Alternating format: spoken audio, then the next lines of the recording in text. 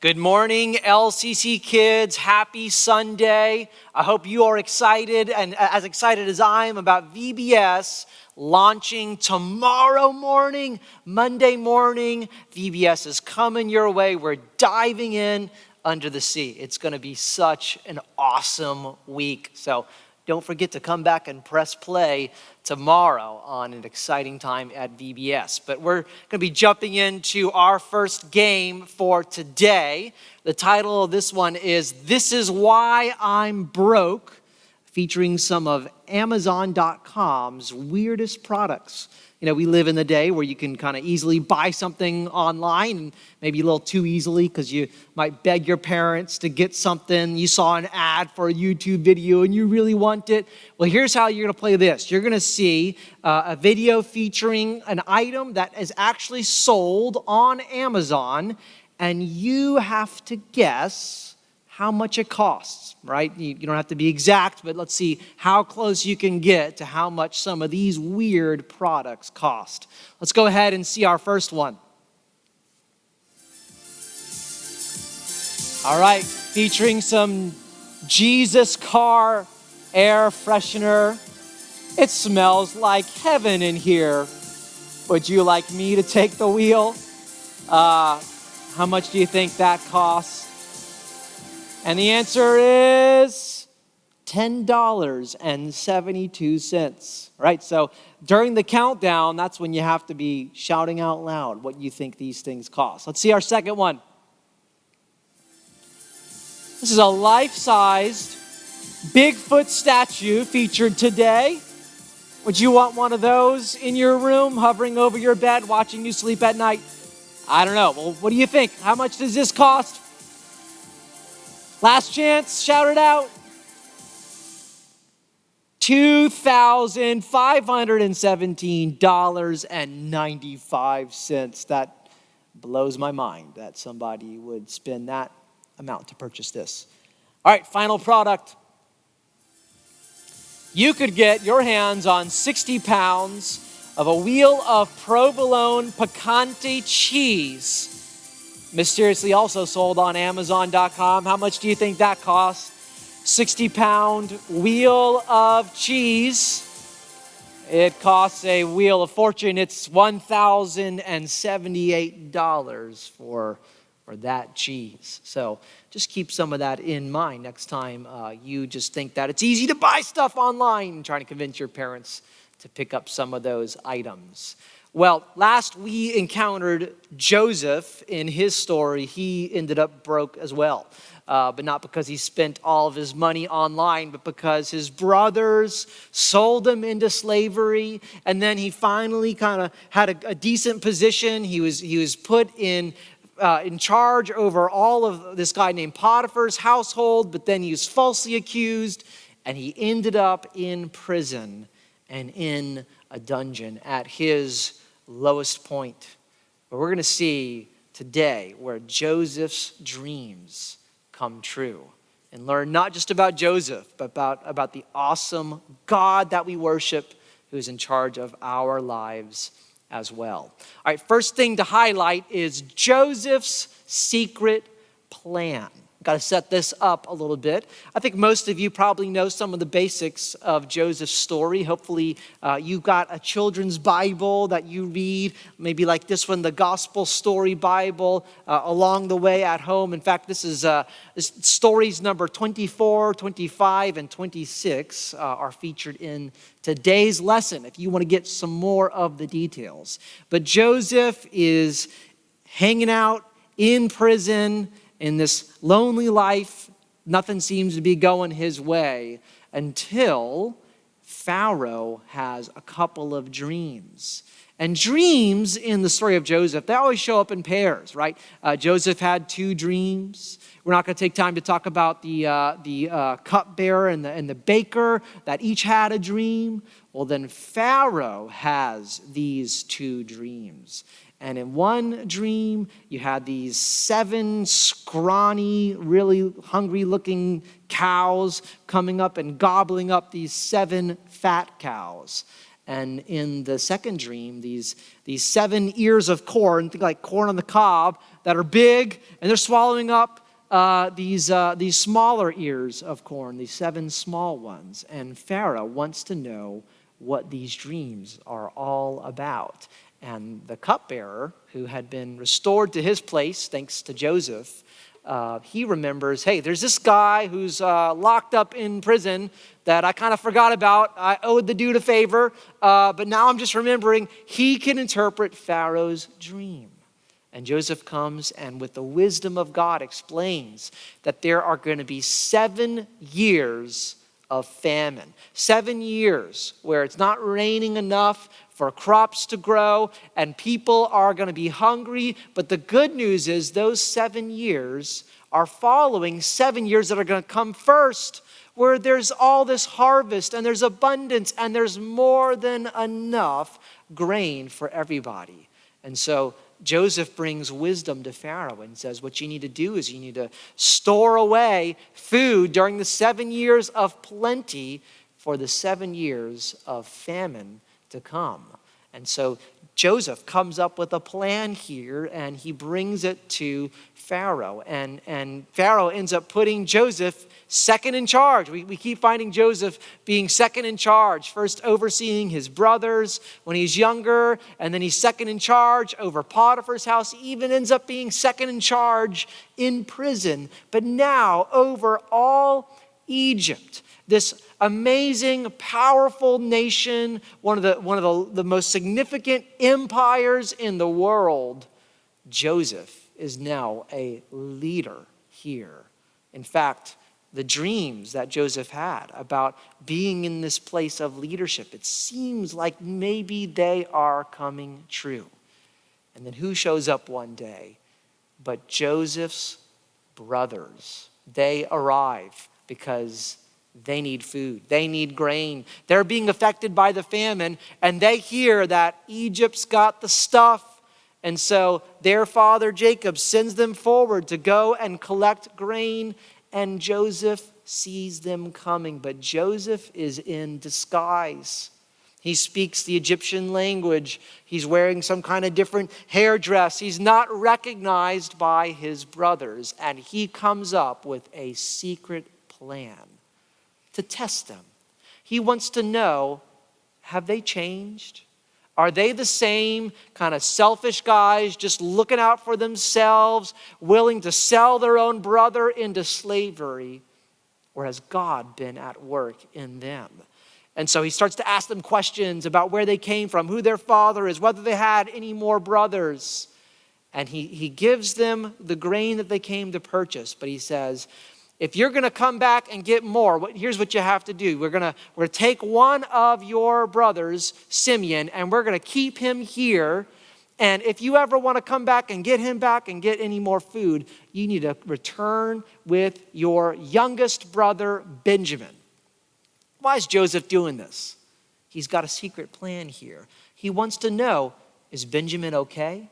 Because Benjamin was the youngest brother. And last time Joseph was at the bottom of the totem pole, he wasn't really treated well by his brothers. And so he wants to know, how are they going to treat Benjamin? Are they going to take care of him? Is he going to be okay? And are they going to come back for Simeon, or are they just going to cut their losses and leave someone behind? Or are they going to put themselves at risk to help a brother? Well, time goes on, and at first Jacob, their father, doesn't want to risk losing Benjamin because he's so sad. He thinks Joseph is dead. He longs to see his son.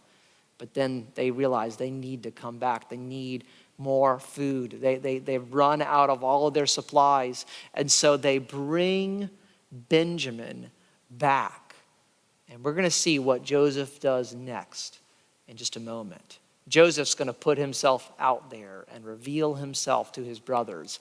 But first, here's what we're going to check out. We're going to play a game called Nailed It or Failed It, Marriage Proposal Edition. We're going to see some guys put themselves out there and see if they can get engaged to be married. And you have to guess, how did it go?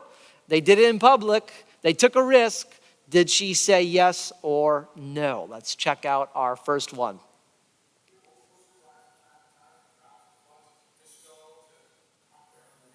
Today, we set to find out what your favorite rainy day activity For those of you that do, I'm actually Liz's handsome boyfriend. When Liz and I met, we hit it off instantly. I don't know if it was fate, destiny, or the fact that I was wearing a Braves jersey.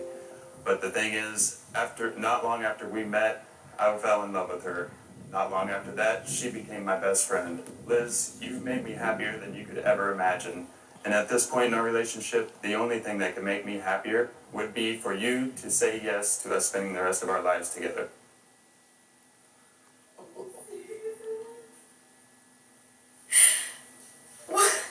What's going on? I think he just asked you to marry him. Oh my God. Love you. Will you make me the happiest man in the world and marry me?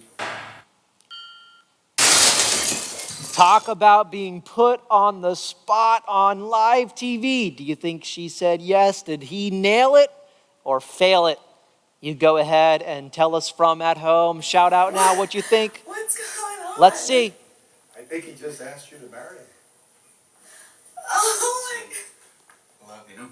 Will you make me the happiest man in the world and marry me? Yes. Oh my God. Nailed it. Well done, my man. All right, next one.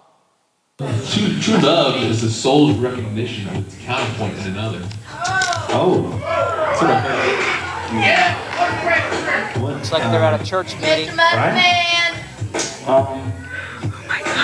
I think to best explain this, can I have Katie come up to the stage, please? Since I've met you, I've been in love with you. I think you Let are the guy play absolutely guitar in the beautiful. You're the background. girl of my dreams and my best friend. Will you marry me?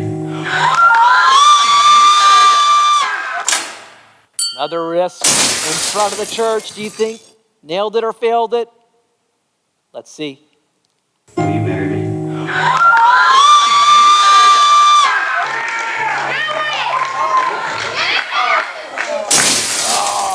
Oh, sorry, man. All right, one more.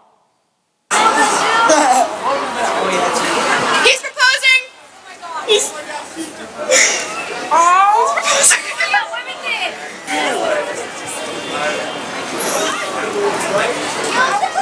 Romantic night in New York.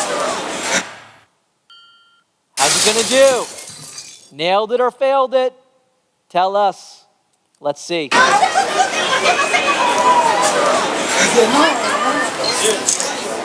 be afraid. Would have been worse if he slipped and fell too. But he got a nice bro hug in the end. So I guess all's well. Well, we're going to see Joseph put himself out there as well after he has tested his brothers and see how do they now feel about him.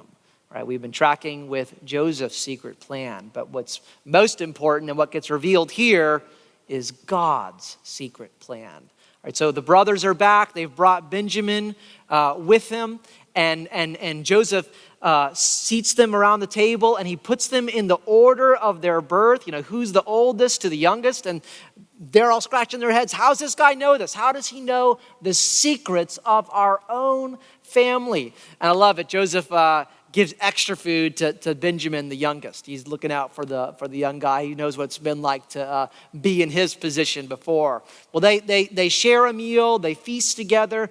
Joseph sends them on their way, but then they get stopped when they're leaving.